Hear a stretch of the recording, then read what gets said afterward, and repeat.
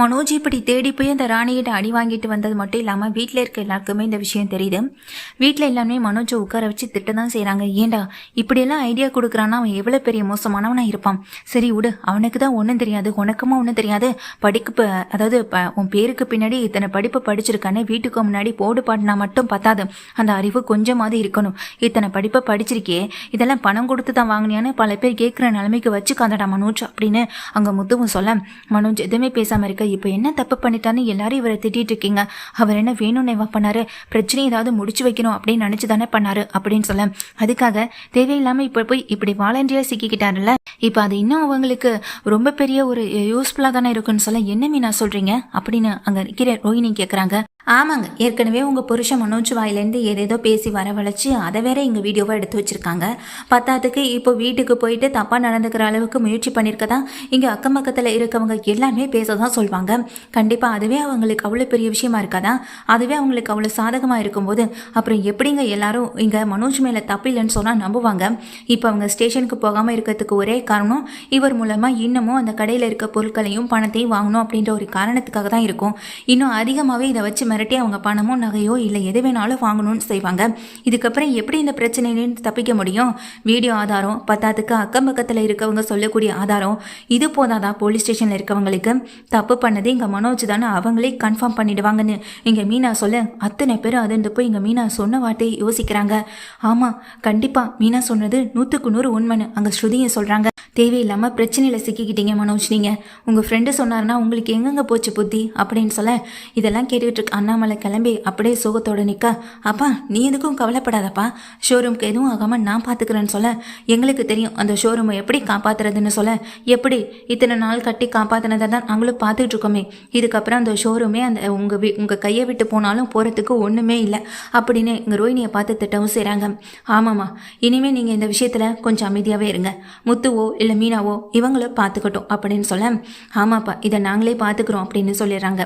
இதை கேட்டுட்டு இருக்க எங்கள் ரோஹிணிக்கு பயங்கர ஒரு ஷாக்கு, கோவம் எல்லாமே வரத்தான் செய்யும். மீனாவும் முத்துக்கிட்ட கேட்குறாங்க, எப்படிங்க இந்த பிரச்சனையிலேருந்து நம்ம இந்த ஷோரூமை காப்பாற்றுறது அப்படின்னு சொல்ல, அதுதான் எனக்கும் தெரியலன்னு சொல்லிட்டு இருக்க. என்னடி அப்படியே போக போக கடைசியில் ஷோரூமை நீயும் இங்கே உன் புருஷன் முத்துவுமே சேர்ந்து நடத்தலான்னு ஒரு பிளானுக்கே வந்துட்டீங்களான்னு அங்கே விஜயாவும் கேட்க, அத்தை அப்படிப்பட்ட ஆசையெல்லாம் எங்களுக்கு கிடையாது அப்படின்னு சொல்லும்போது, அதான் தெரிஞ்சுதே இங்கே அவர் உங்கள் ஷோரூமை பார்த்துக்க சொன்னதும் அந்த பிரச்சனையை சரி பண்ண சொன்னதும் அதில் உங்கள் முகமே ஒரு வழிவட்டமாக தெரிஞ்சுதே அப்படின்னு சொல்ல, ஆமாம்மா நீங்கள் சொன்னது உண்மைதான் அப்படின்னு உன்னே முத்து சொல்கிறாங்க. இதை கேட்ட விஜயாவும் அங்கே நின்று கேட்டுக்கிட்டு இருக்க ரோஹிணி அதிர்ச்சியாக, ஆமாம் இது ஒன்றும் இந்த ரோஹிணி கொண்டு வந்த மலேசியா பணமோ இல்லை மனோஜ் சொந்தமாக சம்பாதிச்ச பணமோ கிடையாதே, இது அப்பா ரயில்வேல கஷ்டப்பட்டு உழைச்சதுக்காக கிடைச்ச பென்ஷன் பணம். அந்த பணத்தை வச்சு தான் இந்த ஷோரூமே ஆரம்பிச்சிருக்காங்க.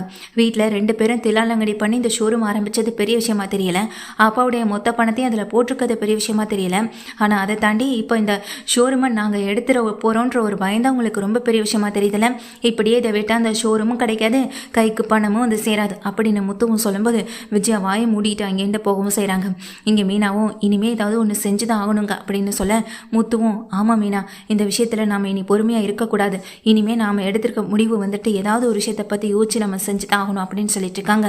அடுத்த நாள் முத்து இங்கே மனோஜை போய் பார்த்து பேசுகிறாங்க. டே மனோஜ், நான் சொன்ன மாதிரி நீ செய்ய அப்படின்னு சொல்ல, என்ன பண்ணணும், ஏற்கனவே நீ கொடுத்த ஐடியாவே ஒர்க் அவுட் ஆகலை, இந்த ஐடியா நீ கொடுத்தினா எனக்கு சரியாக கிடச்சிருமா என்ன அப்படின்னு சொல்ல, அதெல்லாம் சரியாக இருக்கும், முதல்ல நான் சொல்கிறதுல நம்பிக்கை வை, அதை நீ திறமையாக செய், அதை விட்டுட்டு பயந்த மாதிரி முகத்தை வச்சுக்கிட்டு எதையுமே பண்ணாதன்னு சொல்லிட்டு எங்கள் மனோஜ் கிட்ட சொல்கிறாங்க.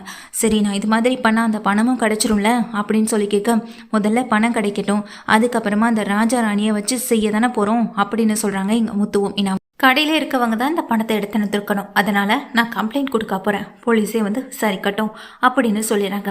மனோஜ் இப்போ எதுக்கு இந்த மாதிரியெல்லாம் பண்ணிக்கிட்டு இருக்கான்னு ரோஹிணி சொல்லி கேட்குறாங்க.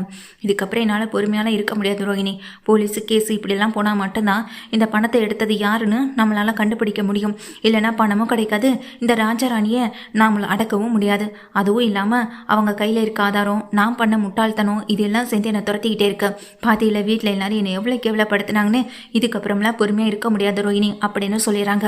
ரோஹிணிக்கு ரொம்ப பதட்டமாக போயிடுது. இந்த மனோஜ் இப்படியெல்லாம் செய்வான்னு கொஞ்சம் கூட எதிர்பார்க்கவே இல்லை. ஸ்டேஷனில் கம்ப்ளைண்ட் கொடுப்பேன்னு சொல்லிட்டு இருக்கான். அவன் நம்மளை கூட்டிகிட்டு போய் அந்த ஸ்டேஷனில் கம்ப்ளைண்ட் கொடுக்கறதுக்கு முன்னாடி பணத்தை எப்படியாவது இங்கே ஷோரூமில் தான் இருந்துச்சுன்னு கண்டுபிடிச்சி எடுத்து கொடுத்தணும் அப்படின்னு ரோஹிணி நினைக்கிறாங்க. ரோஹிணி இதனால் என்ன பண்ணுறாங்கன்னா, ஒரு ஃபினான்ஸ் கார்ட்டை போயிட்டு பணத்தை வாங்கிக்கிறாங்க.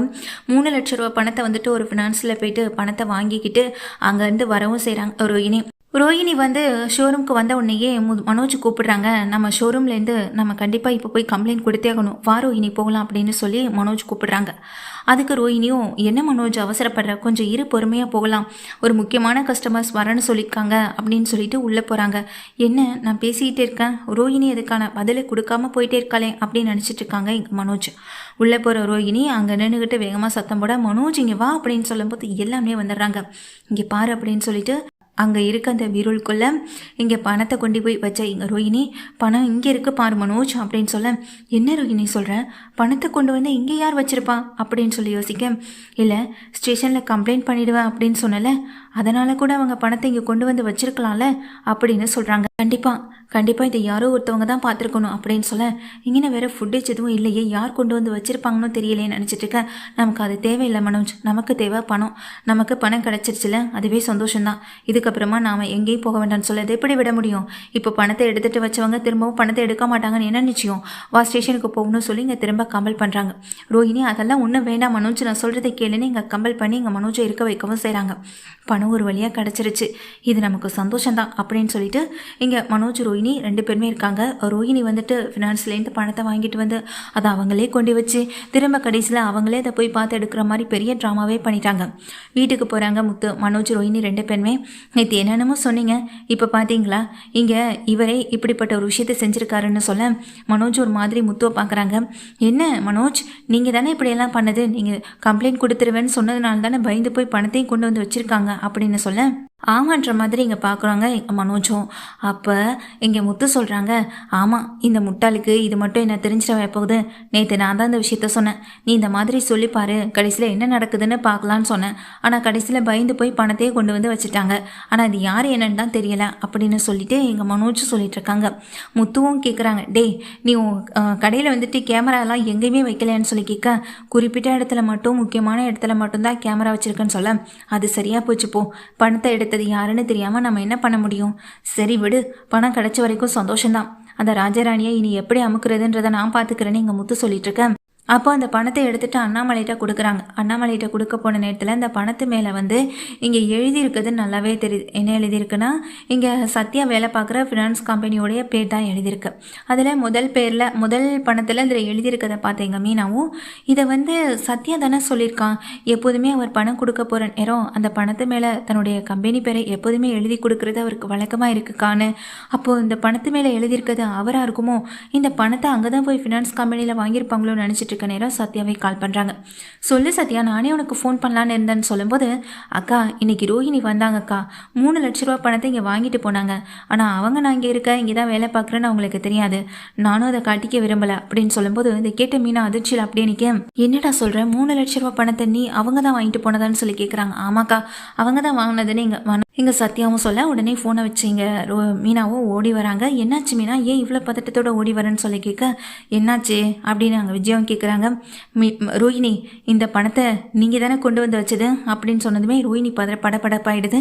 என்ன மீனா சொல்கிறீங்க, இந்த பணத்தை நான் இதுக்கு கொண்டு வந்து வைக்கணும் அப்படின்னு சொல்ல, அப்போ நான் தான் என் கடையில் இந்த பணத்தை திருடினேன் அப்படின்ற மாதிரியே சொல்கிறீங்களான்னு சொல்லும்போது, நாங்கள் அப்படி எதுவும் சொல்லலைங்க, பிரச்சனை எதுவும் வந்துடக்கூடாதுன்னு பணத்தை நீங்களே கொண்டு வந்து வச்சிருக்க கூடாதான்னு எங்களுக்கு ஒரு சந்தேகம், அதான் கேட்டேன்னு சொல்கிறாங்க.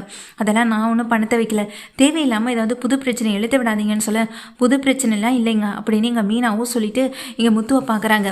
என்னாச்சு மீனா அப்படின்னு சொல்ல, இப்போ தான் சத்யா ஃபோன் பண்ணான், சத்யா வேலை பார்க்குற ஃபினான்ஸ் கம்பெனியில் தான் இவங்க போய் பணத்தையும் வாங்கியிருக்காங்க, சத்யா அந்த விஷயத்தை தான் எனக்கு ஃபோன் போட்டு சொன்னான், 3 லட்ச ரூபா பணத்தை அவங்க அங்கே வாங்கினது மட்டும் இல்லாமல் அதை தன்னுடைய கடையில் கொண்டு வந்து வச்சு இப்படி எல்லாருமே ஏமாத்திருக்காங்கன்னு சொல்ல, இப்போ புரிஞ்சு போச்சு, எங்கடா அந்த இடத்துல கேமரா இல்லையே, எடுத்தது யாருன்னு தெரியாமல் போச்சுன்னு நினச்சிட்டு இருந்தேன், இதை விட வேற என்ன ஆதாரம் இருக்க வேண்டியிருக்க போகுது, பணத்தை எடுத்ததே இந்த ரோஹிணி தான். டேய் முட்டாள், இப்போ கூட உனக்கு புரியலையா என்ன, ஆரம்பத்துலேருந்தே போலீஸ் கம்ப்ளைண்ட் வேணான்னு சொன்னது இந்த பார்லர் அம்மா தான், பணத்தை எடுத்தது யாருன்னு கண்டுபிடிக்கலாம் ஸ்டேஷனுக்கு போகணும்னு சொன்னாலும் அதையும் வேண்டான்னு சொன்னது இந்த பார்லர் அம்மா தான்.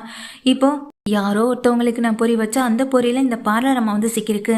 உன் கடையிலேருந்து பணத்தை எடுத்ததே இந்த பார்லர் அம்மா தாண்டா என் முட்டாள்.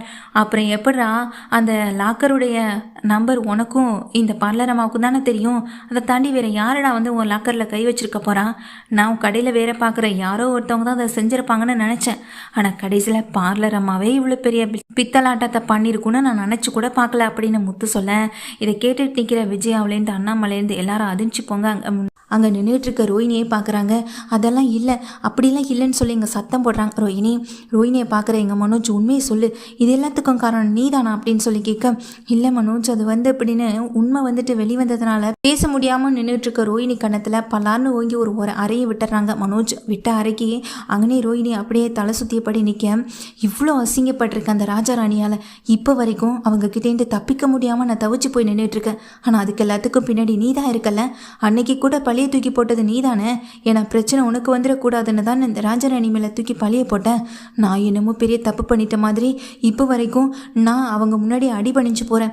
சொல்லப்போனால் இந்த ஷோரூமே அவங்க எழுதி கேட்டாலும் கேட்டுருவாங்க அப்படின்னு மனோஜ் சொல்ல, கேட்டுருவாங்க என்னடா, நாளைக்கே பத்திரத்தோடு வந்தாலும் வருவாங்க, அதுக்கு நான் பார்த்துக்கிறேன். ஆனால் இன்னைக்கு யார் தப்பு பண்ணாங்கன்னு தெரிஞ்சு போச்சு, அது வரைக்கும் சந்தோஷம்தான் அப்படின்னு முத்துவும் சொல்கிறாங்க.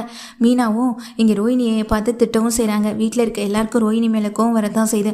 3 லட்ச ரூபா பணத்தை நீங்கள் எதுக்கு எடுத்தீங்கன்னு எல்லாருமே கேள்வி கேட்க ரோஹினி பதில் பேச முடியாமல் நிற்க, வேறு எதுக்கு எடுத்திருப்பா, இவ தேவைகளுக்காக தான் எடுத்திருப்பா, ஆனால் அது என்னன்னு எனக்கு தெரிஞ்சே ஆகணும்னு விஜயா விட அப்படியா என்னன்னு கேள்வி கேட்டுகிட்டே இருக்காங்க. மனோஜ் வந்துட்டு இதுக்கப்புறம் கேட்டாலும் இவ எந்த பதிலும் சொல்ல போகிறதில்ல, ஆனால் இதுக்கப்புறம் இவ ஷோரூம் பக்கம் வரவே கூடாதுன்னு சொல்ல, டேய் முட்டாள் மனோஜ், இனிமேல் பார்லர் அம்மா மட்டும் கிடையாது, நீயுமே அந்த ஷோரூம் பக்கம் போகக்கூடாது, இனிமே அப்பாவே எல்லாத்தையும் இந்த பார்த்துக்கட்டும் அப்படின்னு இங்கே முத்து சொல்ல, இதை கேட்ட எங்கள் ரோஹினி மனோஜ் ஆடி போய் நிற்கிறாங்க. ரோஹினி செஞ்ச முட்டாள்தனம், மனோஜ் செஞ்ச முட்டாள்தனம், அது ரெண்டுமே அவங்களுக்கு எதிராக தான் இப்போ திரும்பி இருக்கவும் செய்யுது.